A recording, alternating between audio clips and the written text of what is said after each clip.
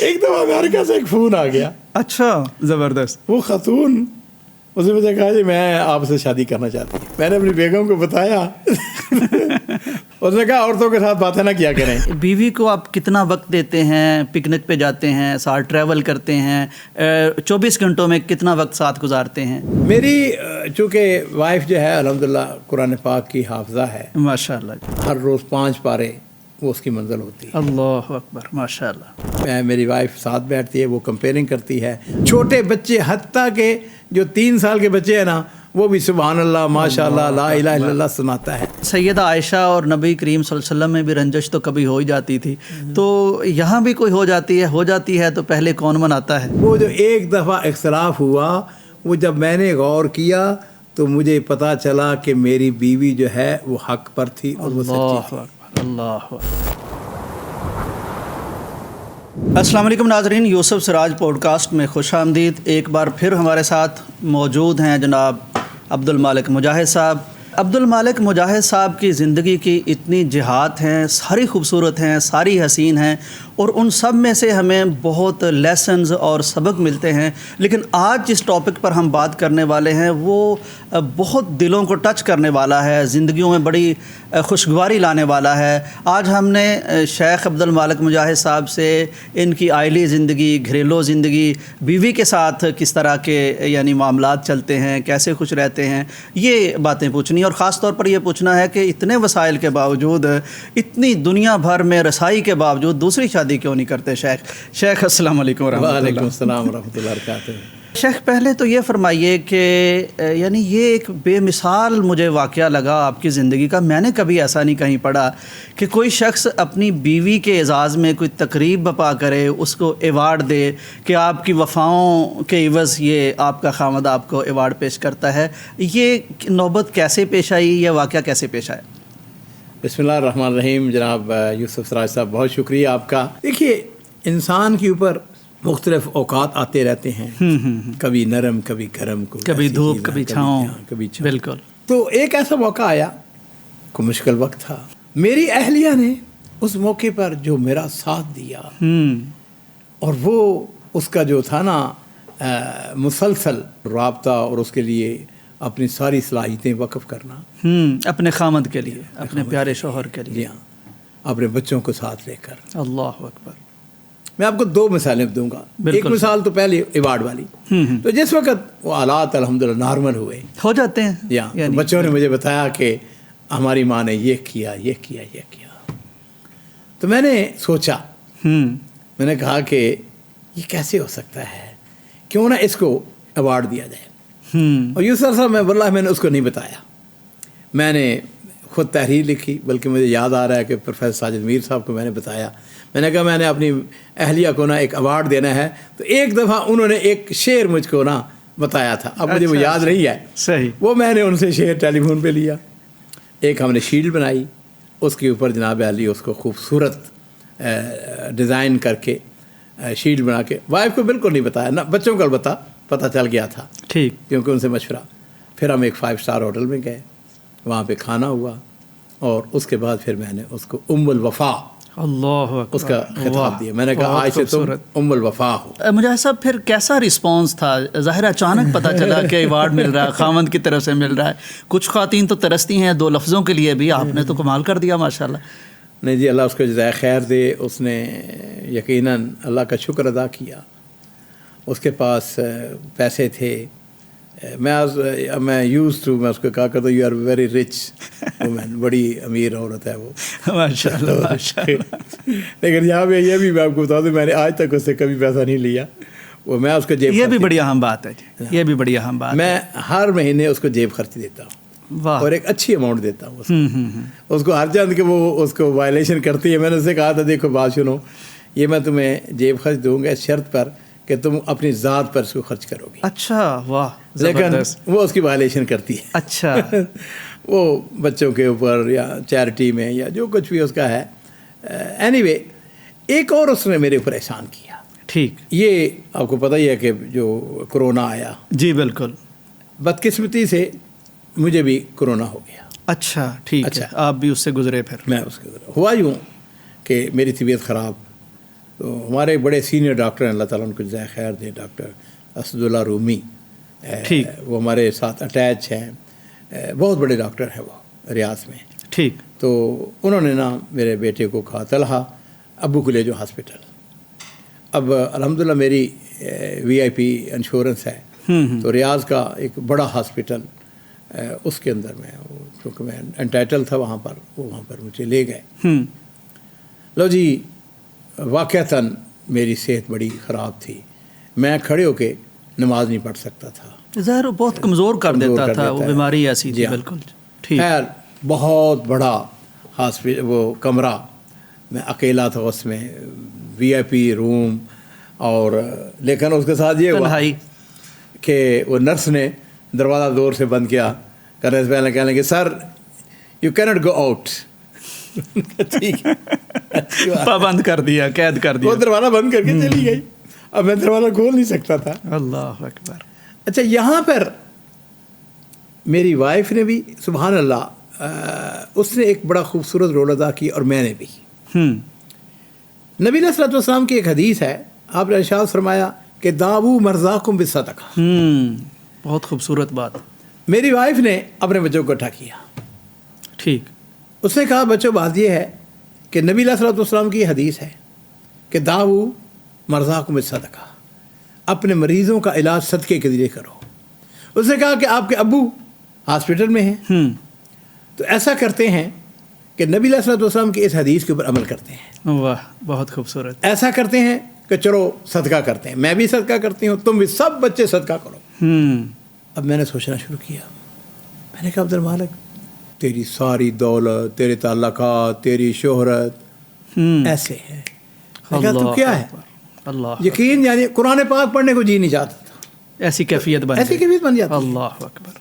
لو جی, میں نے سبحان اللہ اسی حدیث کو میں نے کہا عبد المالک آج اپنے ہاتھوں سے you are going to die, کسی وقت بھی, کیونکہ اس وقت ہم سن رہے تھے کہ لوگ جو ہیں وہ مر رہے ہیں, اموات ہو رہی ہیں. تو میں نے کہا کہ آج اگر تم صدقہ کرو گے نا تو یہ تمہارا قبر میں کام آئے گا. کل کو بچوں نے یہی, یعنی مجھے ہر چند کے بڑا اچھا کمانا اپنی اولاد کے اوپر, لیکن جو اپنے ہاتھ سے صدقہ ہے اس کی پوزیشن ہی اور, وہ یقینی بات ہے. جی ہاں. تو اللہ کا شکر ہے کہ میں نے جو نیتیں کی ہوئی تھی کہ میں فلاں کروں گا, فلاں کروں گا, فلاں کروں, میں نے وہیں بیٹھے بیٹھے موبائل پر اپنے جو میرا اکاؤنٹنٹ ہے اس کو ہدایات دی, میں نے کہا یہ کرو, وہ کرو, وہ کرو. اور اللہ کا شکر ہے کہ یعنی ایک دن کے بعد میری طبیعت بہتر ہونی شروع ہو گئی. اچھا, ماشاء اللہ, صدقے کا ایسا اثر یعنی بالکل فوراً محسوس ہوا. 1 یا 2 دن کے بعد اسی جگہ میں حقیقت میں اللہ کا شکر ادا کرتے ہوئے کہہ رہا ہوں, وہی کرسی جس کے اوپر میں یعنی کھڑا نہیں ہو سکتا تھا, بیٹھ کے اشاروں سے نماز پڑھ رہا تھا, وہیں پہ الحمدللہ میں نے کھڑے ہو کے نماز پڑھنی شروع کر دی. اللہ اکبر, اللہ اکبر, کیا بات ہے. اور میں اپنی اس ڈاکٹر بہن یا بیٹی کو بھی نہیں بھولوں گا, وہ بڑی سینئر پوزیشن میں تھی وہاں پر. ٹھیک. اور اس کے بعد وہ جو انجیکشن وہ لیتے تھے نا, وہ بلڈ لیتے تھے تاکہ وہ, تو وہ اس کے پاس رزلٹ پہلے آ جاتے تھے.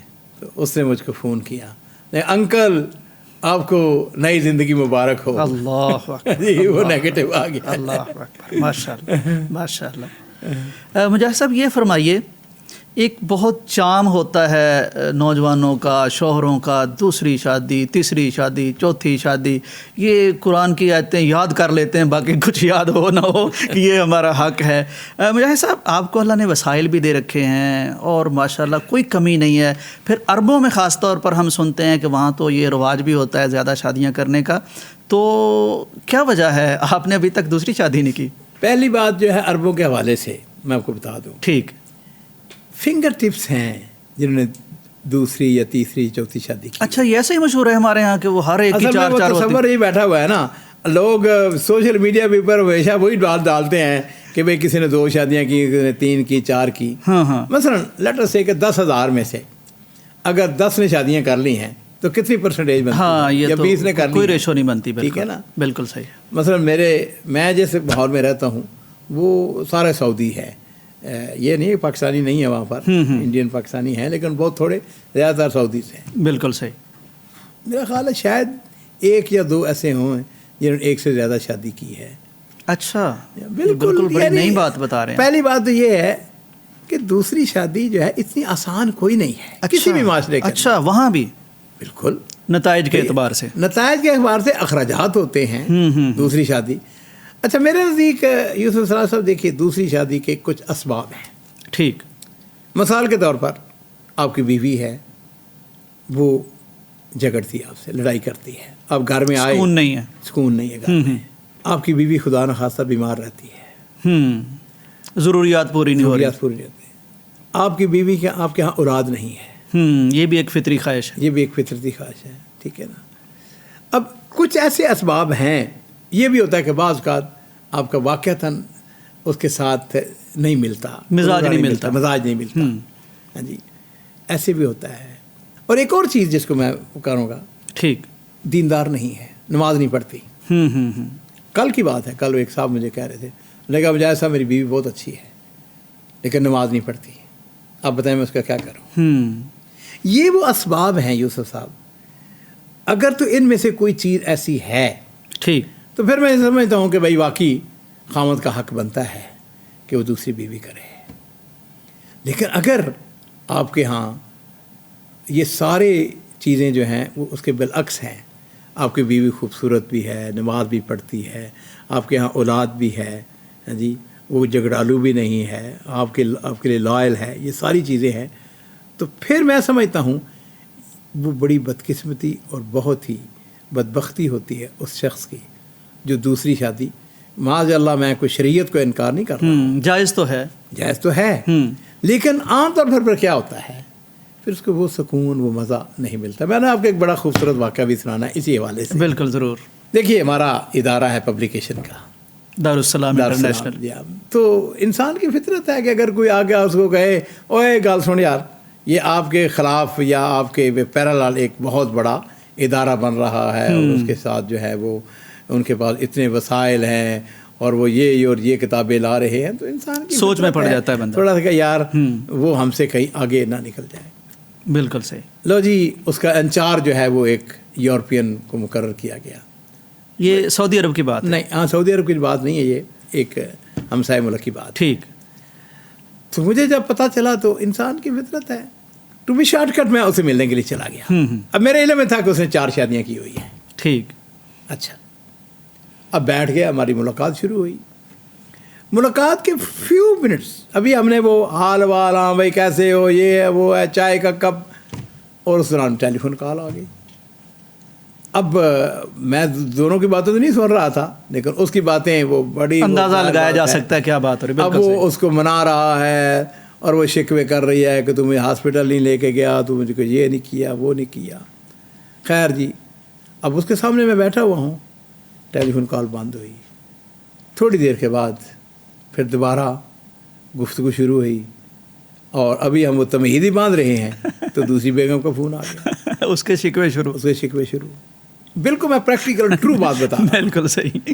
لو جی، پھر وہ اس کو منا رہا ہے، اس کو باتیں کر رہا ہے، اس کو اپنے وہ آپ کا وقت ضائع ہو رہا ہے، آپ بیٹھے دیکھ رہے ہیں. اچھا، میں تھوڑی دیر کے بعد پھر وہ گفتگو ختم ہوئی. پھر میرے ساتھ ابھی ہم بنیادی باتیں ابھی شروع نہیں کی کہ بھائی تمہارے کیا پروجیکٹ ہیں، کیا کرنے جا رہے. میں تو اسیسمنٹ لینے کے لیے آیا تھا کہ بھائی ہم تیسرے کی کال آ گئی اور پھر اسی طرح ٹو بی شارٹ کر چوتھے کی آ گئی اور اتنی دیر میں نماز کا وقت آ گیا. ٹھیک. اور وہ ہمارا جو ٹائم تھا ختم ہو گیا. مجھے آپ نے اندازہ لگا لیا کہ یہ ادارہ کتنا چلے گا. کہ میں جب وقت آیا نا واپس تو میرے اسٹاف نے پوچھا، ہاں جی مجاہد صاحب، میں اس کا نام نہیں بتاؤں گا، تو آپ نے اس کا کیا کیا؟ اور میں کیا گال سناؤں، وہ اپنی بیویوں کو مارا ہوا ہے، اسے ہمارے ساتھ کیا کر لینا ہے. بالکل صحیح. اللہ نے دکھا دیا وہ سارا منظر. مجاہد صاحب یہ فرمائیے کہ جس طرح آپ ماشاءاللہ وجیح بھی ہیں، دولت بھی ہے، خوبصورت گفتگو بھی کرتے ہیں اور سفر بھی کرتے ہیں، کوئی آپ کو مطلب کہیں وہ پیشکش تو ہوئی ہوگی دوسری شادی؟ جی پیشکشیں بہت ہوتی ہیں لیکن آپ استقام. اچھا ایک دفعہ امریکہ سے ایک فون آ گیا. اچھا، زبردست. وہ خاتون اس نے مجھے کہا جی میں آپ سے شادی کرنا چاہتی ہوں. ٹھیک. بڑی پرانی بات. تو میں نے اسے کہا کہ میں تو شادی شدہ ہوں. اس نے کہا مجھے پتا ہے کہ تم شادی شدہ ہو لیکن اسلام کے اندر دوسری شادی ہے کہ نہیں؟ بالکل صحیح. میں اللہ کا شکر ادا کرتے ہوئے یقین جانو کہ سر سے پاؤں تک مجھے پسینہ آ گیا واللہ. اور میں شرم سے پانی ہو گیا. ہمارے پاس اس زمانے میں امریکن کام کرتے تھے دارالسلام میں. ٹھیک. تو میں نے اسے کہا کہ ایسا ہے کہ تم ایسے بات کر. صحیح ہے, وہ ظاہر ہے حیا والی کیفیت اور سارا معاملہ. لیکن ایک بات ہے, ٹھیک, میں نے اپنی بیگم کو بتایا, اس نے پتہ مختصر تبصرہ کیا کیا جی, اس نے کہا عورتوں کے ساتھ باتیں نہ کیا کریں ورنہ اس طرح کے نتیجے نکلیں گے. شک صاحب, ایک ہے کہ دوسری شادی کرنا یا نہ کرنا, بعض دفعہ یہ ایک یعنی ہتھیار کے طور پر بھی استعمال کیا جاتا ہے, ٹول کے طور پر بھی, اس کو زج کرنے کے لیے, ٹارچر کرنے کے لیے کہ میں دوسری شادی کروں گا. کرتے ساری زندگی نہیں, یہ کیسا معاملہ ہے؟ میں اس کے بالکل آپ سے یعنی اتفاق کروں گا کہ مردوں کو اللہ کا خوف, اللہ کا ڈر. دیکھیے میں نا, ہم بچیوں والے ہیں, اب الحمدللہ ماشاء اللہ شادیاں بھی ہو گئی ہیں. اب ذرا تخیل کرے کہ بچیاں باپ سے بے پناہ محبت کرتی ہیں. یار عجیب و غریب, ان کی ماں سے ہر وقت ڈانٹیں کھاتی ہیں اور باپ سے ہر وقت وہ پیار لیتی ہیں. ٹھیک ہے, اب وہی بچی پروان چڑھتی ہے, جوان ہوتی ہے. یہ سنت اللہ ہے کہ اسی بچی کو ہم نے ایک دن خوبصورت کپڑے پہنا کے, زیور پہنا کے, اس کو جہیز دے کر ہم نے ایک اجنبی شخص کے حوالے کر دیا. اللہ, یہ اللہ کا نظام بنا ہوا ہے. بالکل. اور خوشی سے, یعنی ٹھیک ہے آنسو ہو رہا ہے, ہاں, جدائی کی کیفیت اور کرب بھی ہوتا ہے اندر سے جو ہے. اب وہی بچی جو ہے وہ بھی کسی کی بیٹی ہے, اب اس کو ٹارچر کرنا شادی کے فوراً بعد, جس طرح مردوں کی عادت ہوتی ہے. میں بھی ایک معاشرے کا حصہ ہوں. میں نے بھی کہ اچھا بھائی دوسری شادی یا کرنے, ایک دن نا ہم دونوں میاں بھی بیٹھے ہوئے ہیں, ٹھیک, بڑے خوشگوار ماحول میں. اس نے کہا مجاہد صاحب, اس بات کو کم از کم 30-35 سال گزر چکے ہیں, بڑی پرانی بات ہے, بڑی پرانی بات ہے. اس نے کہا مجاہد صاحب آپ کو مجھ سے محبت ہے؟ میں نے کہا بالکل محبت ہے. واہ واہ. کہنے لگی آپ چاہتے ہیں کہ مجھے کوئی پریشانی یا تکلیف یا ہو؟ میں نے کہا نہیں, میں کبھی نہیں چاہوں گا. اس نے کہا مجھے پتہ ہے کہ آپ نے شادی نہیں کرنی, آپ نے میرے اوپر سوتا نہیں لانی. صحیح, لیکن آپ مذاق سے بھی یہ بات کہتے ہیں نا, تو مجھے اچھا نہیں گزرتا. بالکل صحیح.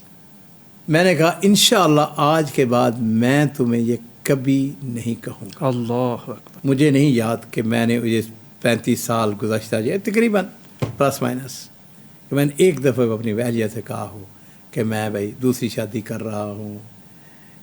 مرد کی فطرت میں ہے, وہ چاہتا ہے دوسری شادی, لیکن حقیقت بات یہ ہے, دیکھنا جائے کہ کیا وہ مالی طور پر مستحکم ہے, کیا اس کا معاشرہ وہ اس بات کی اجازت دیتے ہیں, اس کے بچے اجازت دیتے ہیں, اس کے جو جاننے والے ہیں, اس کے جو رشتہ دار ہیں وہ اس کو اجازت دیتے ہیں. بالکل صحیح, پورا سوچنا چاہیے.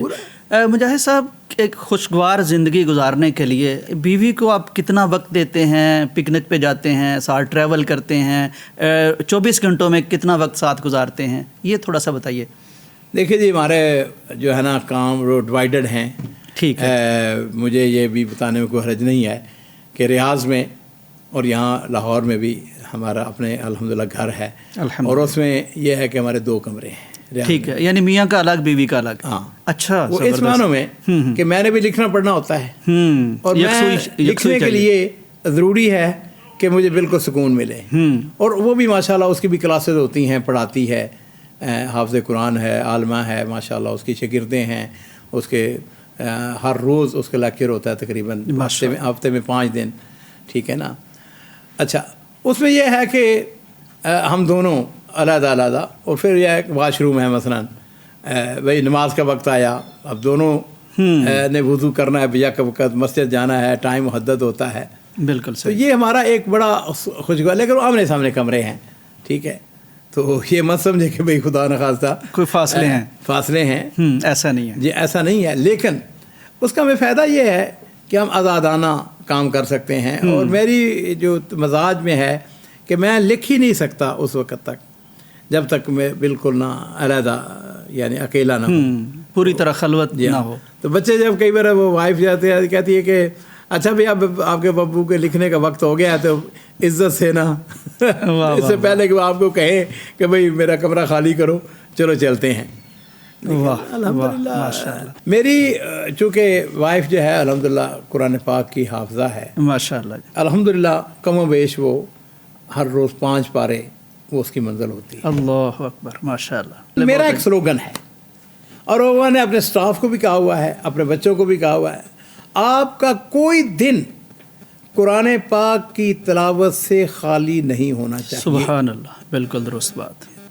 ارے چاہے مصروفیت ہے، آدھا صفحہ پڑھ، ایک صفحہ لیکن وہ تعلق بحال رہنا لیکن چاہیے. میرے ماشاءاللہ 6 بیٹے ہیں، الحمدللہ. 6 کے 6 شادی شدہ ہیں، 2 بیٹیاں ہیں، ان کے بھی آگے اولادیں ہیں. لو جی، وائف نے ایک پروگرام بنایا ہوا ہے اور وہ یہ ہے کہ ہم ہر مہینے میں ایک دن جو ہے وہ قرآن کی کلاس لگاتے ہیں. یعنی پوری فیملی ٹھیک زوم کے اوپر. میرے کچھ بچے انگلینڈ میں ہیں، کچھ جدہ میں ہیں، جہاں بھی ہیں، پاکستان میں جائیں، زوم کے اوپر وہ سب جو ہے نا. اچھا، اس کے اوپر نو کمپرومائز، ہر ایک نے شرکت کرنی ہے. سبحان اللہ. اچھا، وائف جو ہے نا وہ باقاعدہ ہر بچے کو اور ہر اپنی بہو کو، بیٹی کو، اپنے بیٹے کو وہ باقاعدہ دیتی ہے کہ تم نے فلاں جو ہے نا آیات وہ پڑھنی ہے، ان کی تلاوت کرنی ہے. لو جی، اس بات کو تقریباً 1 سال ہو گیا ہے ہمارے گھر میں. بہت خوبصورت کام. اچھا، اب پتہ ہے کہ میں آپ کو بتاتا ہوں، مجھے اپنی کمزوریوں کا علم ہے. میرے بچے ہر چند کے بڑا اچھا، یعنی ان میں سے بعض اچھا پڑھتے ہیں، بعض اچھا نہیں پڑھتے ہیں، لیکن اس میں ایک تو ہر ایک نے لازماً شرکت کرنی ہے. سوال ہی پیدا نہیں ہوتا کہ اس میں کوئی ڈراپ ہو سکے، اور ہر ایک نے تلاوت کرنی ہے. سبحان اللہ. اچھا، اب ہوتا کیا ہے کہ اس کے لیے چونکہ سب سنتے ہیں اور میں صدارت کرتا ہوں اور میں اس کے اوپر کمنٹس پاس کرتا ہوں. اس دن میرے یہ ہوتا ہے کہ مجاہد صاحب اب آپ نے کوئی نہیں جانا کہیں پر. 2-3 دن پہلے نا وارننگ شروع ہو جاتی ہے کہ آپ کی مصروفیات اپنی جگہ، لیکن آپ نے اس کو چیئر کرنا ہے. میں میری وائف ساتھ بیٹھتی ہے، وہ کمپیئرنگ کرتی ہے، اب فلاں پڑھے گا، فلاں پڑھے گا، فلاں پڑھے گا. چھوٹے بچے، حتیٰ کہ جو 3 سال کے بچے ہیں نا، وہ بھی سبحان اللہ، ماشاء اللہ، لا الہ الا اللہ سناتا ہے. اچھا، تو ایک فائدہ کیا ہوا؟ اس کا فائدہ یہ ہوا ہے، یقین جانیے کہ بچوں کی تلاوت بہت اچھی ہو گئی اور قرآن سے تعلق تو جوڑ ہی گیا. میری بہویں جو ہیں وہ ایک سے بڑھ کر وہ الحمدللہ کوشش کر کے، کیونکہ وہ پہلے تیاری کرتی ہیں. میں اپنے ناظرین سے کہوں گا، اب مجھے امید ہے کہ یہ سنیاریو تو سمجھ آ گئی ہوگی نا. بالکل صحیح. ایک تو یہ بھی ہے کہ میں نے نا پھر سب بچوں کو میں انعام دیتا ہوں. بہت اچھی بات، ترغیب ہونی چاہیے ان کو. ترغیب ان کے نا سب کے وہ پیسے لگے ہوئے ہیں کہ بھائی یہ چونکہ نانا ابو سے یا دادا ابو سے آپ نے انعام ملنا ہے، لہذا بچوں کو یہ بھی شوق ہوتا ہے. پھر میں جو آخر پہ جب وائنڈ اپ کرتا ہوں تو پھر میں کوئی نہ کوئی ان کو واقعہ سناتا ہوں بچوں کو، اور ساتھ ساتھ میں کمنٹ دیتا جاتا ہوں. جو بھی بچہ پڑھتا ہے یا بچی پڑھتی ہے تو اپنے اس کے اوپر، اور واقعتاً ان کی ترغیب ہی ہوتی ہے نا. بالکل، بہت خوبصورت. پہلے سے آپ نے اچھا پڑھا ہے، پہلے سے. یہ میں چاہتا ہوں اپنے گھروں کے اندر جو اس کو کر سکے. نہیں، کرنا چاہیے جی، ضرور کرنا چاہیے، اور یہ کوئی اتنا مشکل نہیں ہے. بالکل صحیح. مجاہد صاحب، یہ فرمائیے کہ محبت کی باتیں، وفا کی باتیں، یہ بہت خوبصورت ہیں، لیکن سیدہ عائشہ اور نبی کریم صلی اللہ علیہ وسلم میں بھی رنجش تو کبھی ہو ہی جاتی تھی. تو یہاں بھی کوئی ہو جاتی ہے تو پہلے کون مناتا ہے؟ جس کی غلطی ہوتی ہے وہ، یا پھر؟ بڑا خوبصورت ہمارے ماحول اپنے گھر میں وائف نے اپنی بھابھیوں کو بھی اور سب کو کہا. وہ کہتی ہے کہ جب خامد ناراض ہو تو ایسا کریں، چپ ہو جائیں بس. یعنی بولنا نہیں ہے. اگر اس وقت جب لڑائی یا کوئی اس طرح کا موقع، جس خامد جو ہے وہ ناراض ہے اور خامد غصہ نکال رہا ہے، چند منٹ کے لیے چپ ہو جائے بس، اب نے کچھ نہیں کہنا. اب ظاہر بات ہے کہ وہ بس ویٹ کرنا تھوڑے وقت کا، تھوڑے وہ جو ہے اس کا غصہ نکل جائے گا. 2 منٹ، 4 منٹ، 5 منٹ، کتنا ہوگا. اگر ہم عورت کو کہتے ہیں کہ تو خاموش رہے، بعض اوقات عورت وہ بھی غصے میں ہوتی ہے. ہاں بالکل، ٹھیک ہے نا. بالکل ضروری تو نہیں کہ آپ نے غصہ کرنا. جی ہاں. تو اس میں یہ ہے کہ مرد جو ہے اس کے چاہیے وہ خاموش ہو جائے، وہ غصہ نکالنے دے. اور پھر اس کے بعد اگر آپ غلطی پہ ہیں تو آپ کہتے سوری، کوئی حرج نہیں ہے اس میں. شان میں فرق نہیں پڑتا. شان میں کوئی فرق نہیں پڑتا. اس طرح اگر عورت جو ہے وہ غلطی پر ہے تو وہ بھی کہہ سکتے اپنے خامد کو کہ نہیں جی سوری، यकीन जानिए ये लफ्ज़ इतना सही है ना, सॉरी, बिल्कुल सही, एतराफ़ मान लिया जी। अच्छा जी, आप बाबा आप सच्चे हैं भाई मैं ही गलत सही। मैं तो ये सीधी बात यह है कि अबर कभी ऐसा, अल्लाह का शुक्र है, बहुत कम, नादर, मैं तो उठ के कमरे से बात बिल्कुल सही है, बहुत शानदार है। क्या है 2 मिनट के अंदर भाई इंसान होने के नाते से गुस्सा आ जाता है, उसको भी गुस्सा आ जाता है, बात कल मुझसे भी ज़्यादती होती है। बिल्कुल सही। और यहाँ पे मैं आपको इमाम अहमद बिन हंबल रहमहुल्लाह का, यानी मैं हैरान होता हूँ, हमारे जो सल्फ सालिहीन थे क्या खूबसूरत शख्सियात थी, सुभान अल्लाह। वो कहते हैं उम्मे अब्दुल्ला, उनके बड़े बेटे का नाम अब्दुल्ला था, कहते हैं उम्मे अब्दुल्ला मेरे अक़द में 40 साल या उससे कम बेश रहीं। सुभान अल्लाह, क्या तवील सफ़र है। सफ़र है। कहते हैं एक दफ़ा के अलावा कभी भी हमारे अंदर इख्तलाफ नहीं हुआ। अल्लाह अकबर, क्या हम और फिर पता क्या फरमाते हैं, कहते हैं वो जो एक दफ़ा इख्तलाफ हुआ, वो जब मैंने गौर किया तो मुझे पता चला कि मेरी बीवी जो है वो हक पर थी और वो सच्ची थी। अल्लाह अकबर, क्या दयानतदार लोग थे शेख, क्या दयानतदार लोग थे। हम कहाँ खड़े हैं बिल्कुल हम अब उसी जनाब मेरा कि मैं मर्द हूँ, मैं ये हूँ, मैं वो हूँ। मुझे इस मौके पर एक बड़ी खूबसूरत बात याद आ गई। मेरी पसंदीदा शख्सियात में आहनफ बिन कैस, कमाल की शख्सियत, कमाल की, मैंने उनके ऊपर किताब भी लिखी। ये ताबेई थे, रसूलुल्लाह सल्लल्लाहु अलैहि वसल्लम की ज़ियारत नहीं हुई, खैर बनी तमीम के बड़े सरदार थे। तो एक शख्स आया, उसने उनको गालियाँ देनी शुरू कर दी। आहनफ बिन कैस खामोश। अच्छा, अब वो गालियाँ दे रहा है, गालियाँ दे रहे हैं, इनके कई वाक़यात हैं। जब उनको कोई जवाब नहीं दिया उन्होंने, आहनफ बिन कैस खामोश सुन रहे हैं, उसकी बातें, उसकी गालियाँ सुन रहे हैं। उसने आखिर पे झंझरा के उसने कहा कि तू मुझको बेवकूफ़ समझता है, इसलिए तू मुझको जवाब नहीं दे रहा। वाह, क्या खूबसूरत जवाब है, क्या खूबसूरत जवाब। और एक और है कि एक और ने शख्स इसी तरह उसको बुरा भला कहना शुरू किया। खाने का वक्त आ गया तो आहनफ बिन कैस ने उसका हाथ पकड़ा, कहने लगा साथी बात सुनो, बाकी गालियाँ बाद में दे लेना और पहले खाना खाते हैं। अल्लाह अकबर, क्या बात है जी, क्या बात। यूसुफ सराज साहब, हमारी तारीख़, और मेरे माँ बाप कुर्बान हो, नबी करीम सल्लल्लाहु अलैहि वसल्लम से ज़्यादा हलीम, आपसे ज़्यादा मेहरबान, आपसे ज़्यादा शफ़क़त करने वाला।